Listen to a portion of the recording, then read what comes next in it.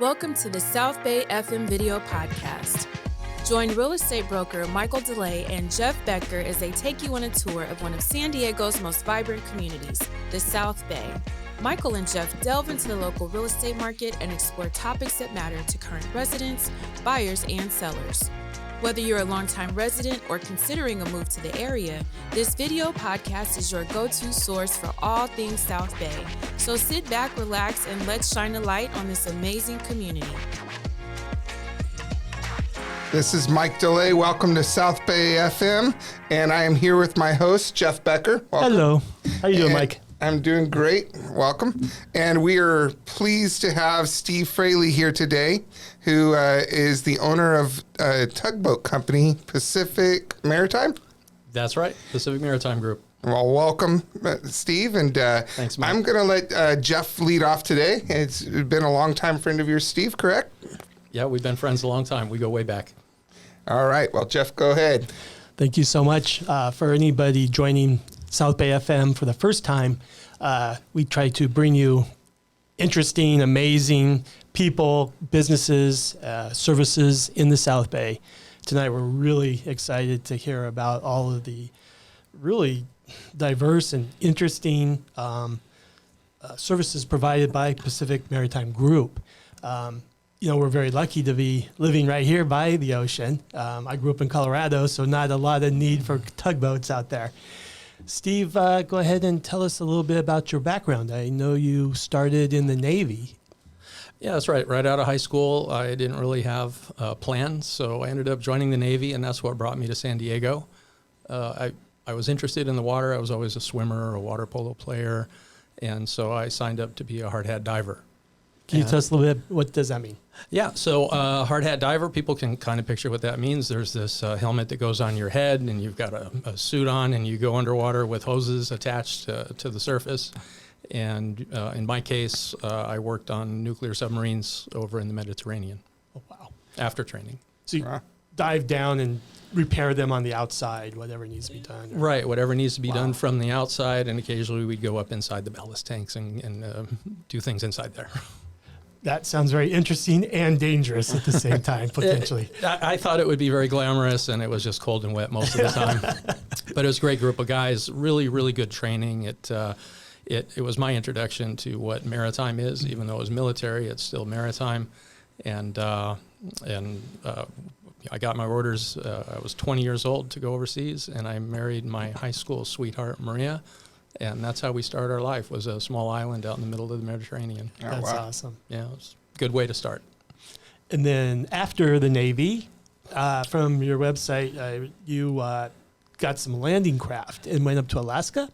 Yeah, actually, I spent about 10 years in the shipyards in San Diego right after the Navy, and that lasted until Campbell Shipyard was closed in 1999, and that's where the Hilton Bayfront is now, right downtown. So that used to be my office, and I thought I'd be doing that forever. But when they tore it down, my very good friend and current business partner, Grant Westmoreland, offered me a job in this tiny little tugboat operation. They specialized really in buying former Navy landing craft. You know, you've seen movies where landing craft are hitting the beach in Normandy. Like Normandy, right? Yeah. Right. So they still have those. And so we would buy those, work on them, convert them, add things like cranes and housing and on board, and then we would sell them on the market. And generally, they'd go to Alaska and work in remote areas of Alaska where there are no roads. Okay. And so to get equipment, supplies, food, fuel, you name it, into these small villages, the landing craft is really the best way to go. That makes sense. Stuff too big, too heavy to fly in, you can just ship it to the closest That's port. right. Oh, interesting.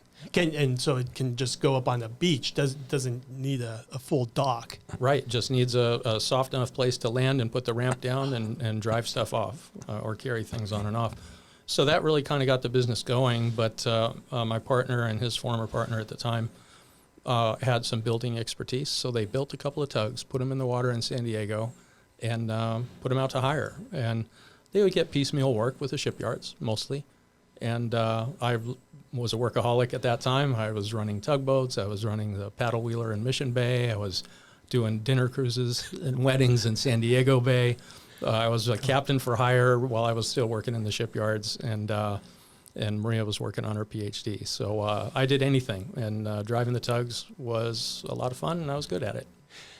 Can you explain what is a tugboat versus any other boat? Like what kind of engines, how powerful are they, et cetera, et cetera? Well, they range. The smallest ones we have, you can pick up with a crane and put on a truck, and you can take it somewhere, like a river or a reservoir or a lake somewhere. And they're, maybe 400 horsepower and quite small, 26 feet long, 12, 14 feet wide, all the way up to enormous ocean-going tugs with thousands of horsepower. So it depends on the application. In San Diego, we operate a fleet of what we call harbor tugs, and they're generally not made to go out in the ocean. They're made to go in flat, calm water and be really efficient at maneuvering things like barges or helping ships in and out of tight quarters or dry dock, things like that. So they're able to turn very tight corners? On a dime, yeah. Spin around in their own length, basically. Yeah, spin around, go sideways, incredibly maneuverable, a lot of fun. One of the best things I like is to take people out and give them a ride and let them see what it's like, because most people don't even know that's happening out in San Diego, and it's a maritime city. Yeah. For sure. I'm sure everybody's seen the tugboats. How big a crew, how many people are on a tugboat usually? The smallest tugs are a crew of two, a captain and a deckhand, and then the biggest ones that we operate, typically maybe up to 7. Depends on how long, and if you're going on a 24-hour-a-day voyage, you need to basically have 2 crews. Okay. Because they have to get sleep and rest and eat, and then stand watch. And Steve, where are you based out of right now? We're down in Barrio Logan. We've been there. We're a port tenant. We have a pier very close to the bridge, and we've been there for 20-some years now. Okay. And then I believe you also mentioned you're up north as well, too.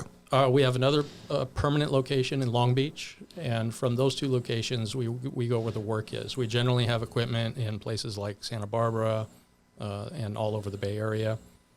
We've worked as far north as the Arctic Circle. We've out in Guam and Hawaii and Central South America, even into the Caribbean. What did you do in the Arctic Circle?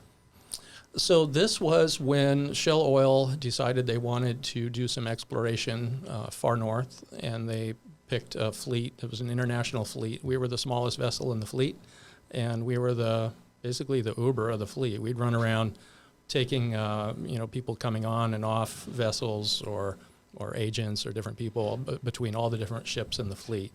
You're the water taxi. We were the water taxi, right. Interesting. Yeah. And how long were you there? It's seasonal up there. We've had other projects too. That was just one example. Mostly it's got to do with oil exploration or pipeline laying and things like that. It's some kind of heavy construction or exploration. We worked up there for several seasons. And then that actually went away. They changed plans. So, we're a pretty flexible company because we're small and we can move fast on our feet. So when we see something, it's an opportunity. If it makes sense, we'll jump on it. Nice. And how does a person nowadays, in current environment, do they still come out of the military, or can they go to like I think there's a Pacific Maritime College now. Like, how does someone get into this industry now? So there are different ways. Yes, you can come out of the military. You can come out of one of the academies. But you can also come, we call it the hawspipe. You can come up like I did. You can be a kid and decide to join the military. You can be a kid out of high school and approach, for example, we're in the union. Most of our people are in the union. And they have apprentice programs. So you can come right out of high school, go to an apprentice program, and come out of that with a very good paying union job with all the benefits. Roughly at the starting wage, what's like per hour, roughly? Oh, close to $30 an hour for deckhands, and then it goes up from there. But a lot of the work we do is under different kinds of pay scales. For example, prevailing wage. A guy could get on a job like that for 30 days making $1,000 a day. Gotcha. Wow. I did see, and will you be involved in anything going on with the re-changing of the port district in Chula Vista area? That is a huge project. Yeah. And so there are some very large marine construction companies, been around over 100 years. They'll all many of those will be involved, or the ones that are successful. We kind of specialize in helping those companies. So when these big companies come to our town and our bay, I mean that it's all of ours, right? We're there to help, and we're the local guys. We're the small business that was grown here, and we can generally make things easier for them by providing people who know the bay, know what they're doing, and equipment that's made for it. Right. In fact, if I read something, and maybe you know more and maybe can enlighten us a little bit, is I saw something about possibly dredging over by East Street and making it where deep yachts can, or I guess large yachts can go into deeper water there that aren't available right now. Is that accurate, or has that changed? No, the further to the south you go in the bay, the more shallow it is, and there's very narrow channels going down into the Coronado Cays and going down into the Chula Vista Marina area. So that's certainly going to be part of the plan, is to make it more accessible and safer for marine traffic. Can you just explain a little bit about dredging in general? Sure. Yeah, we actually started a small dredge company back in I think it was 2015. And the idea then was just to dredge Santa Barbara Harbor, and we've grown that quite a bit, and we dredge up and down the coast. There's different kinds of dredging. There's dredging that's suction dredging, that's kind of like a vacuum, and you sweep it across the bottom, and it sucks it up, and it spits it out somewhere else that the Army Corps or whoever the ultimate customer is decides where that needs to go. Then there's clamshell dredging. It's mechanical, big scoop. You lower down with a crane, it takes a bite, and you pull it out, and you put it in a different barge that's called a scow. And once that's filled up, you can take it either offshore to a designated place and let it go, or you can transfer it to land and do something different with it. What kind of equipment does that take? But in either case, that's the whole business is equipment intense. Yeah. The tugboats are, anybody who's had a boat knows that, the happiest day and the saddest day, or the day, or the two happiest days, the day you buy it and the day you sell it. They cost a lot. Salt water, salt air, constant use, it takes a toll.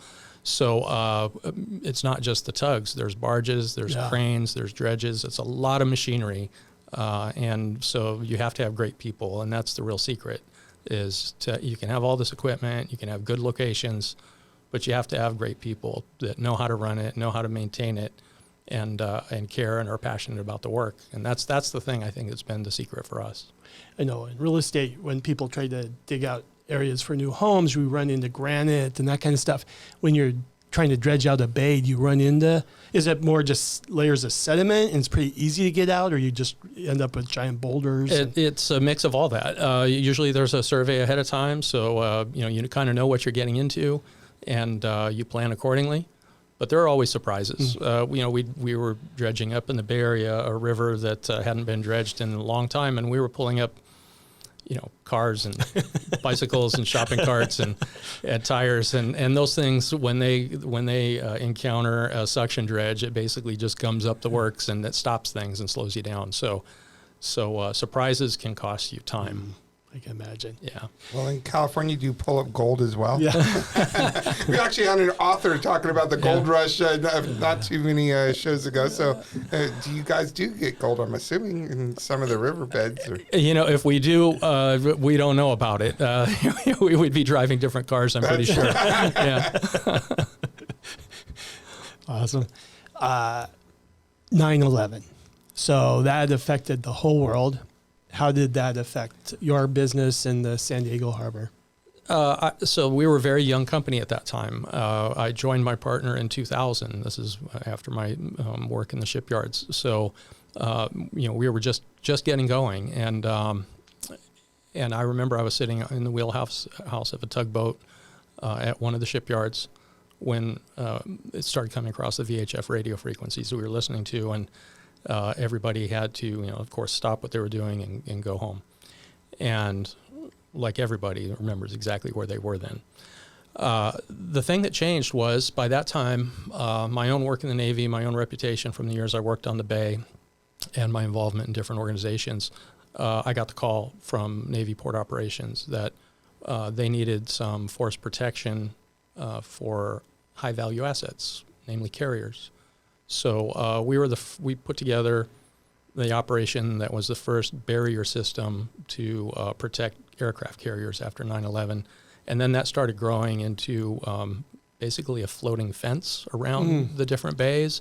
And then that fence type went from, a very simple device to more and more, I'd say, robust to what they have now is a port security barrier system that is much more sophisticated than what it started out as.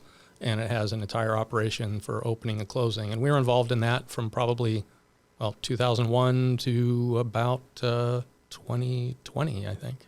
And by the system, you mean that prevents somebody else on a boat from getting too close? So it's really just a floating fence. So if someone approaches the fence, they're going to be noticed because there's security. If someone tries to penetrate the fence, either slow climbing or fast, then there will be a reaction from the Navy. Got it. And so the idea is the smart, good guys aren't going to mess with it. If somebody has intent, then it's definitely going to slow them down and give reaction a time to get out there and deal with them. Was that all because of 9/11, or was that because of the combination of 9/11, and wasn't it the USS Cole that had that happen like a year earlier? The USS Cole was definitely part of the thought process to prevent the bad guys from getting close to the ships. That's why the first vessels protected were the carriers over in North Island. Makes sense. Yes. Going back to hiring for 1 second before I forget, what does it take to become a captain? Is it kind of just years on, you kind of, again, apprenticeship? How many years before you get in the driver's seat? It's if you're impatient, it could be tiring to go through that process. It's a lot of years. It depends on how fortunate you are to go to sea, because the Coast Guard counts sea time. Okay. So every day you're at sea counts, and then there are classes and tests. And things like bridge management, radar reading, navigation. There's actually a lot of homework and classwork to do, plus the time. And then there are different kinds of licenses. So I happen to be what's called a master of tow. If you have a regular master's license, you're not really supposed to be driving a tugboat until you've got your time on a tugboat. Then you can upgrade to the master of tow. And I doubt you're related to it, but with the cruise ship industry, so let's say you started off in the cruise ship industry, would you be able to convert like a captain's license from that, and would it relate over to the tugboat industry? Oh, definitely. If you're a captain on a cruise ship or a large merchant vessel, you've got a big license, so you're going to be able to convert that over to a master of tow pretty quickly. You're still going to have to get some hours. And then there's a towing officer assessment program that'll happen. And once you prove that you can do the certain skills, then you'll get your license pretty quickly.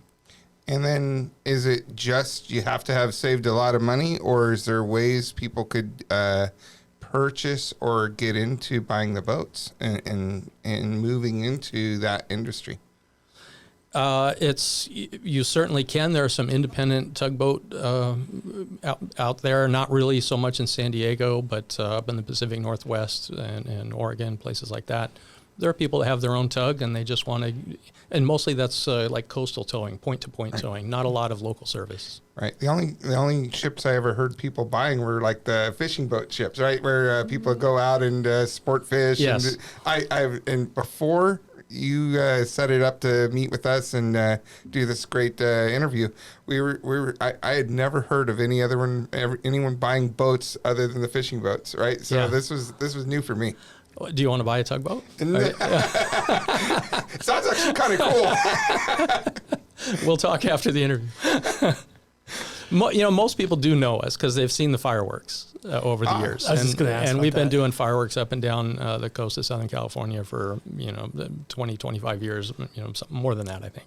Very cool. So you provide just the platform, Yes. in a sense, Yes. for which the fireworks will then go off. That's right. So we're getting pretty close to loading up for 4th of July. We're really starting to work on all the different shows. That's a lot of logistics to be able to load them all safely.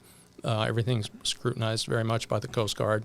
So those are not tugboats. Those are more like a barge type of? Or? Right. So there's a barge that all the fireworks get loaded on for each show. And then when it's time to leave, a tugboat takes each barge to its destination. The show is performed, and then the barge comes back. And that's the Big Bay Bang or fireworks that we have every year in San Diego? that is I would say that's probably one of our premier shows that we do. That's the Big Bay Boom. That's it, Big Bay Boom. Yeah, the Big Bay Boom. It's a great show. Sandy Purdon's been putting that on for years, and they've shown how much I think attention and business that brings to San Diego, and of course for the locals, it's a great show. Right. So you said you're already getting that ready. Here we are, the 1st of June. Yes. Now we're not loading the barges or anything, but we're really starting to talk about, having meetings, talking about assigning which tug, which barge, what time, those things. Wow. That's really cool. And on a similar note, your website said that you do things for television and movies as well. We do, mostly out of the Long Beach office. We're kind of a location, so when producers want to do a movie that has something to do with the waterfront, they'll come to us. Set up their cameras out on the barge so they can get a good shot. They do everything. I mean, we years ago, the first Pirates of the Caribbean, we took a barge and Disney built half of a pirate ship on top of our barge, and then two of our tugboats took that barge around the bay, in the harbor up there, and then they would do battle with the British warship, which was actually a local Maritime Museum vessel, and then they would all come back to our place and have lunch or whatever, and then go back out and battle again. That's amazing. It gives me an idea. I think we need to have an episode of the South Bay FM out on the barge, fun. right? On the barge. The San Diego Bay. I think you should. That's one of the things, I said it before, I really like getting people out there to see that there are these amazing people doing this work that it takes a ton of skill. You really have to be good at it, and they are, and they're humble too. That's awesome. Yeah. What is a ro-ro barge? A ro-ro barge is a barge that has a ramp on it.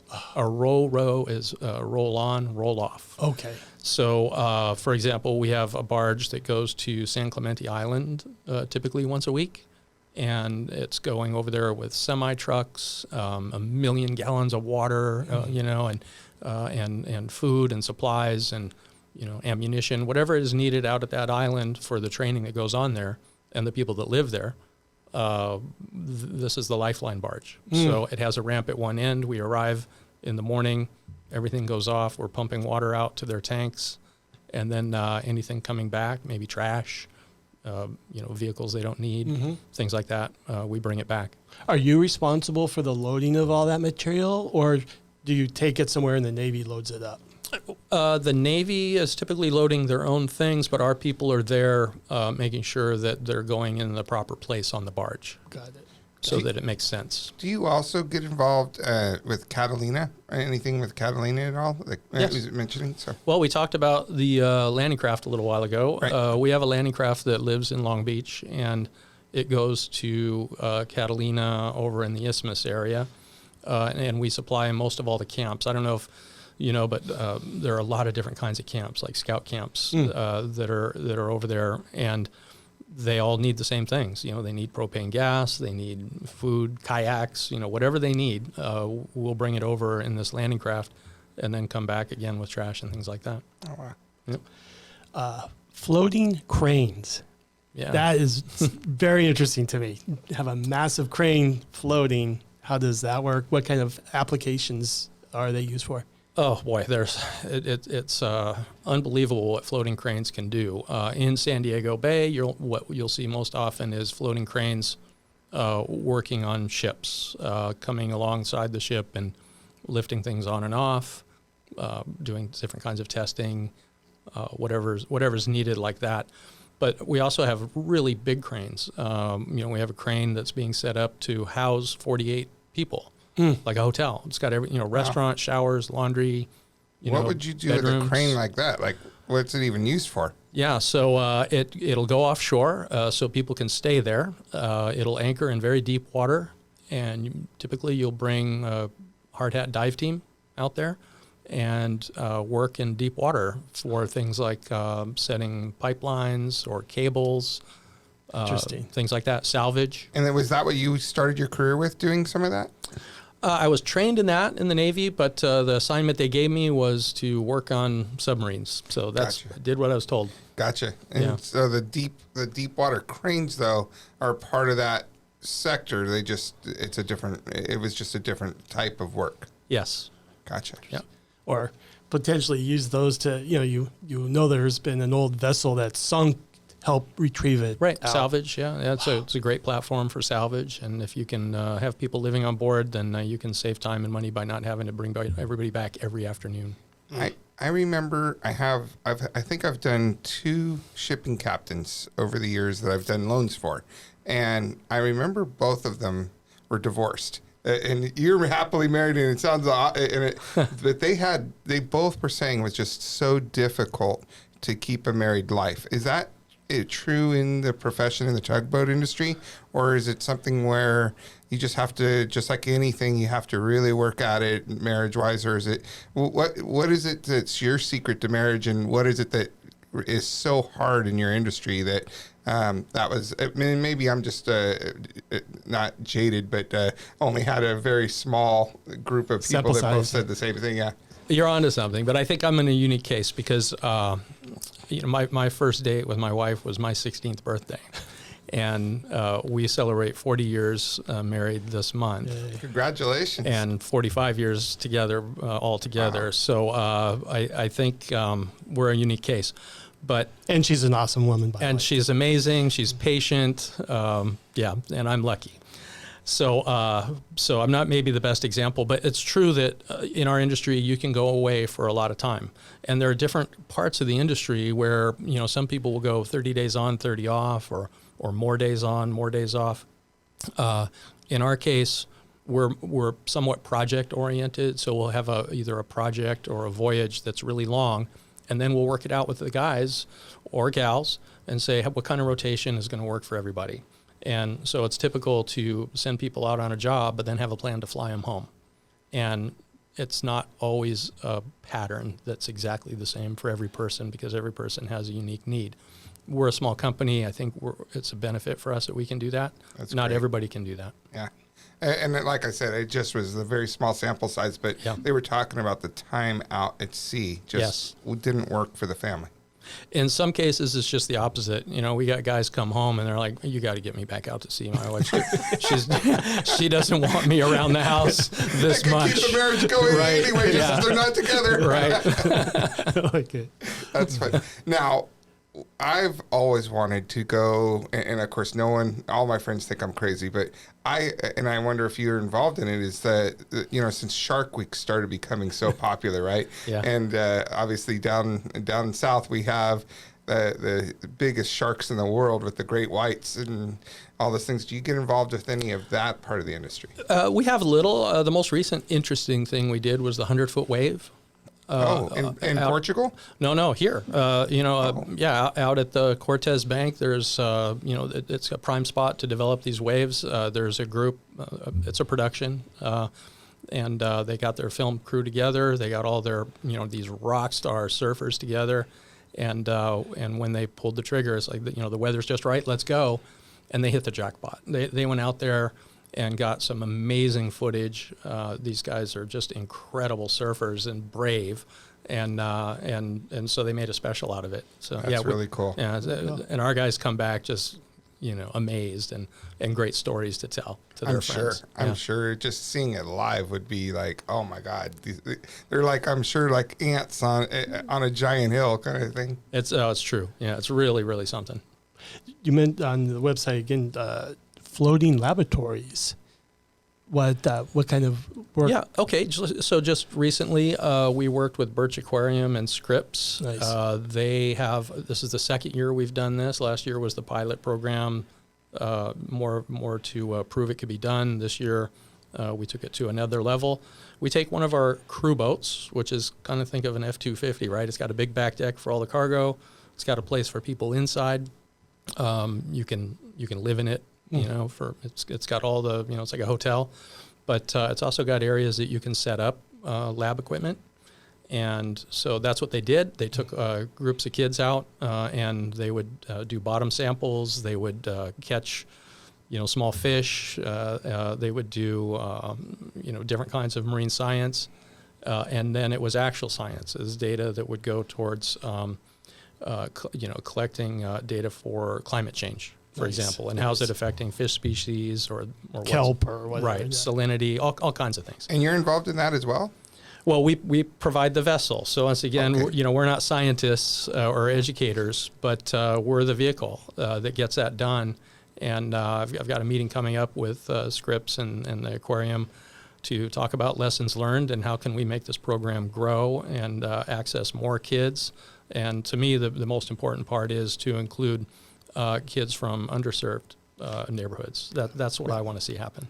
That's amazing. You can learn about things in the classroom. Being out in the ocean, changes everything. When and a lot of these kids are local, and a lot of them have never been on a boat, never been on the bay, and don't know anything about this. And now all of a sudden they want to be marine biologists, they want to be boat captains, the whole new avenues open That's up. Wonderful. I could tell you I've born and raised San Diego my whole life, and I've barely been on boats that often. And I could tell you, every time I always feel like I want to spend the rest of my life on it, that kind of thing. And then I end up doing something else and just bouncing around. But it seems so neat. I actually had a person recently that's involved in the environmental side of what you were just talking about that I was talking to, and she basically was working on the plastic islands, right? All the trash that originally they were picking it all up and trying to get rid of it, and obviously there's just so much, but they're talking about now that they almost need to leave it because it's created its own environmental ecosystem of life in it, and kind of like but then all those little plastic molecules getting in the fish and making it unhealthy for us to The eat. opposite of dredging. You're building. Interesting. Steve, what do you, kind of as a wrap up here, what do you see as the future for San Diego Bay, the Chula Vista Bayfront? Lots of changes there. Kind of what's happening, do you think? Yeah, I mean, we're seeing the fruition of a lot of years of planning and developing, especially down in the South Bay with the massive change. I think it's mostly good. I think it's going to create access to the water and to the waterfront for people who have not had it in the South Bay. I think it's fair. I think the design is a good one. I think there's also sort of the big development side. There's hotels, there's convention centers, there's a lot of businesses, but those are going to bring jobs, and that's a good thing.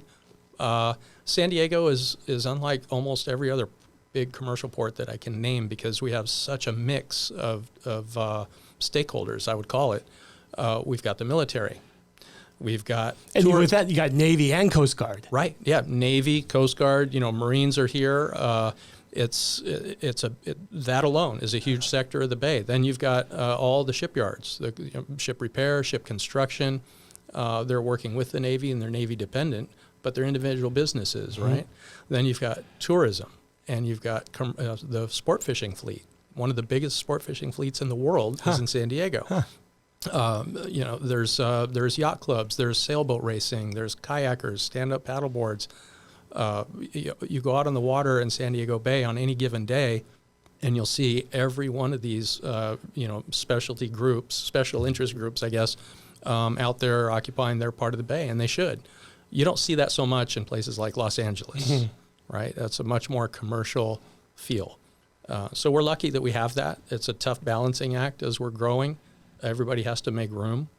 And I hope, I'm going to always advocate for Maritime because, when you come into our business, you're going to get a job that's quite high paying. We've never had a layoff. I'll knock on wood saying that, but we've never had a layoff. And, we have people join us right out of high school and they're at the top of their career now, making well into the six figures and are going to retire happy and successful. So that's what we want for everybody. Any closing There's nothing thoughts, Mike? better than that for people, or wishing for people in this world. So I'm going to be an advocate for you too. That's great. Well, you guys both get tugboat rides when you want to come Yeah, down. right. Sounds Yeah. good. I'm taking advantage of it. As long as we stay in the bay. Once we get to the ocean, I get a little nauseous there. So I think that's probably not the best career for me. But Steve, we cannot thank you enough for being here and letting us know about all the amazing things your company does and all the services you provide for us. And I hope our viewers, the next time they drive near the bay and they look out and see a ship of any kind, realize the important part that your company's played in that. Well, I appreciate being here. Both of you have been really exciting to talk to, and I'm glad that you're excited about what we do. Yeah. Well, I have one last question before we end this. What is the most exciting thing you've ever seen in the ocean yourself? The most, oh boy. I mean, in the Navy, there was exciting, dangerous, right? Probably don't want to go. So there isn't a single. Yeah, there's not a single thing. No, I mean, I've been in, very much life-threatening situations underwater, and then I've seen just amazingly beautiful things, get to reach down and have a gray whale bring its baby to you so you can pet it. Nice. Wow. In a controlled and permissible way. Right. Just when you spend a life on the water, every day is different. And you never know when you're going to see something really spectacular. Nice. That's cool. That's a great way to end it too. Thank you again. Thank you, Steve. Have a you, good one. guys. Take care. Good night.